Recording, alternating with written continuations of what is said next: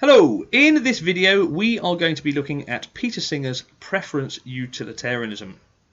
Now, it's not actually something that is specified in the AQA specification, but it is useful in terms of adding depth to your understanding of utilitarianism and also in relation to the applied ethics part of the moral philosophy unit. So what in essence is preference utilitarianism? Well, the idea is that you should maximize the best interests of those involved rather than merely creating the greatest aggregate happiness and the least amount of pain. Okay, so the best interests of those involved kind of limits the scope of a situation to groups of people, right? We're not talking about the overall cumulative happiness in the whole of society. However, there are some problems with this idea because it's not always clear to see where the boundaries are in terms of the groups of people involved, and what best interests actually mean in those kinds of situations. All right. So Singer believes this, and he also believes that everyone's interests should be given equal consideration on grounds of their agency. All right. Now, agency is a term basically applied to a rational being with thoughts and feelings, someone who is conscious and self-conscious and aware of what's going on around them and able to make predictions for the future as well as reflect upon the past. All right. Sometimes agency is referred to personhood, but Singer suggests that agency is actually something, well, yes, it does apply to persons, obviously, but could be applied to any being with the capacity to think and reflect, be conscious of what has happened and what may happen in the future. Okay, so it's not strictly speaking something that need only be applied to human beings. Other animals obviously have a certain degree of agency, generally speaking not as much as human beings, and so maybe higher order animals such as elephants and dogs and things like that, they have more agency, if you like, than say mice or fleas or flies. Right? So that's the basic idea behind agency, and Singer thinks that it is very important because part of our ability to suffer comes from agency, right? If we anticipate things, we are able to suffer much more than those who couldn't anticipate things. All right. So let's say we are anticipating the possibility of what might happen in the future if we didn't, have a particular vaccination, or if there was going to be a war breaking out or something like that. Our ability to reflect on that and to think about what might happen in the future will mean that perhaps we suffer more than if we don't have that ability. All right. Similarly, it works in the reverse as well. It allows us to enjoy our happiness to a much greater degree. So this is why agency is important in terms of Singer's preference utilitarianism. All right. So to reiterate the point again, agency doesn't necessarily mean human being.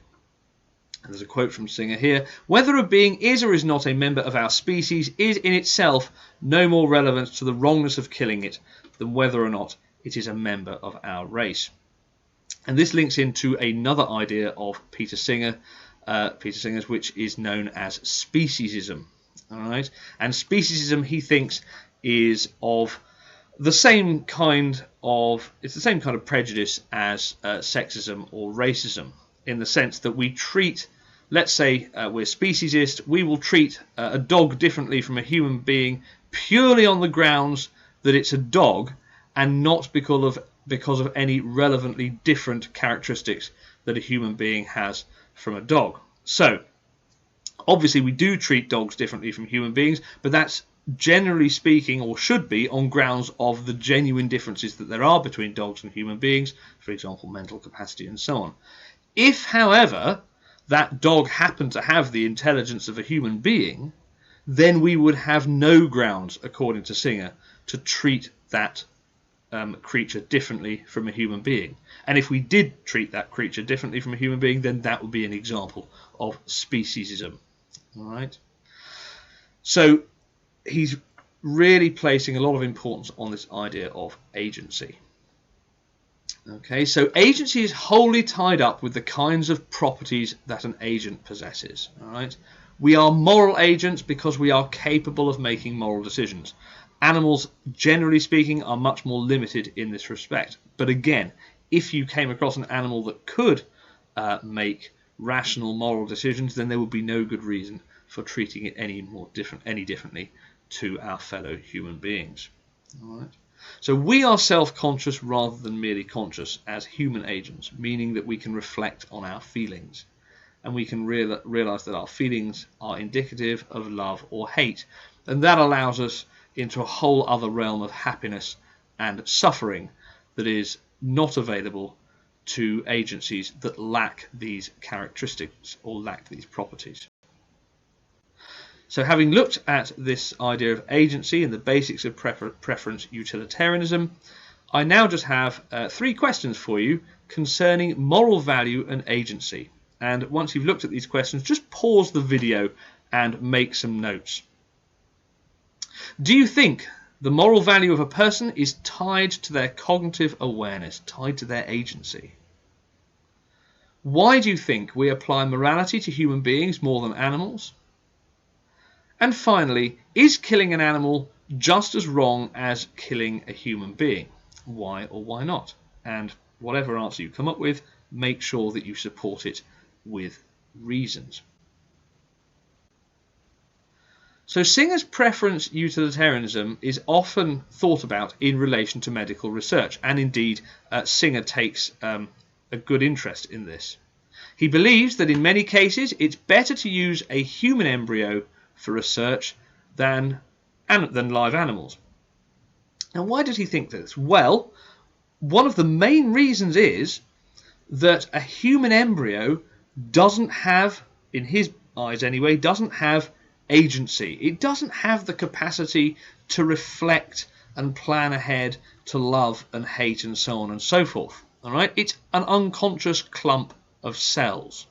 Whereas an animal has agency to a limited extent. It's not. It doesn't have the agency that a human being has, but it certainly is able to suffer, and it is conscious. So therefore, if you've got these two biological entities, if you like, then it's the one that has more agency to which we are more morally answerable. Okay, so that's why Singer believes that it is preferable to use a human embryo for medical research than it is an animal. All right, he would think that it was worse to use an adult or child, actual human being, than an animal, but of course that's not what the question is asking here.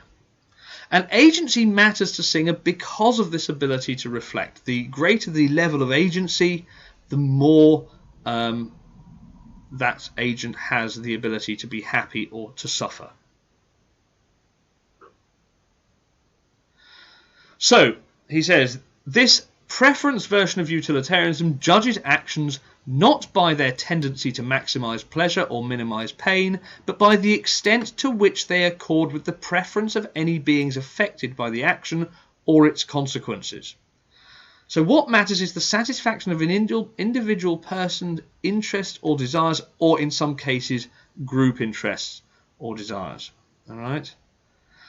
And this makes sacrificing an individual because it benefits the majority becoming more problematic. So if you remember, one of the objections that both Bentham and Mill face is that if you're acting for the sake of 80%, right, what you might call the tyranny of the majority, then you are still doing the right thing if you sacrifice someone in order to create that overall happiness. Right? So let's say, going back to my example of the judge in my video on Bentham, the judge knows the person in front of him is innocent, but he also knows that by finding them guilty, he'll create a whole lot more happiness, so he does that anyway, right? And just sacrifices this individual for the sake of greater happiness. So, another quote from Singer: according to preference utilitarianism, an action contrary to the preference of any being is, unless this preference is outweighed by contrary preferences, wrong. Killing a person who prefers to continue living is therefore wrong, other things being equal. Even for preference utilitarianism, the wrong done to the person killed is merely one factor to be taken into account, and the preference of the victim could sometimes be outweighed by the preferences of others. Now, there are some issues with this, all right? First of all, there's the question of personhood. Can an embryo be considered as a person with rights? Now, if you think about Peter Singer's issues in relation to medical research, he says that we should use an embryo over an animal, because an embryo, at least in its early stages, is just no more than a clump of cells with no real ability to think and feel and so on. It's not conscious, it's not self-conscious. Whereas an animal is at least these things to a limited degree. So that's why we should prefer to experiment on the embryo rather than the animal. All right. But of course there are issues there regarding the right to life, the extent to which an embryo has the right to life, and the morality of discarding it for research. There are some further issues as well, one in particular surrounding children perhaps who are born with severe learning difficulties. So provided a child has the potential to develop into a fully fledged agent, to develop agency to the extent of any other human being, then that child should always be treated in that way. However, if a child is born with learning difficulties that mean, for example, that they will never develop a mental age beyond that of, say, I don't know, 1 or 2, or maybe the cognitive awareness beyond that of an Alsatian, then Singer would say that all things being equal, it's no more wrong to kill the child than it is to kill an Alsatian. All right. Now he's not saying that it's right to kill an Alsatian. He's still saying that it's wrong. He's saying, but the level of wrongness is no more in relation to the child than it is the Alsatian, because the child will never have a mental ability beyond that of an Alsatian. And that if you think that you should, that it's more okay to kill the Alsatian than it is the child, then essentially you're just being speciesist. All right. Okay, so that's the end of this video. As I say, it's something that is not on the spec but would help you develop your ideas about utilitarianism in more detail, and also it's quite handy when it comes to applied ethics and issues surrounding euthanasia and abortion.